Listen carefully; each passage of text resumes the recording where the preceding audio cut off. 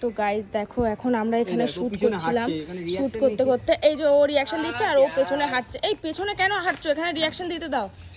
আর এই যে গাইজ আমাদের ক্যামেরাম্যান এখানটাতে মানে কোনো ডায়লগ ছাড়া এখন আমাদের রিয়াকশন নেবে।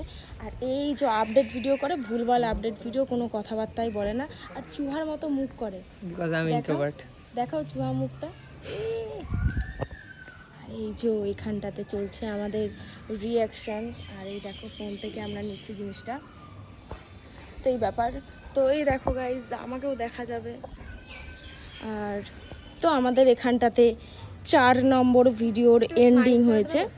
এবার এদিকে একটু রেগে রেগে তাকিয়ে এখন একদিন তুই আমাকে ভুল বুঝছিস, আমরা ওরকম কিছু করিনি, তুই এটা দেখছিস সেটা কিন্তু একদম ঠিক না।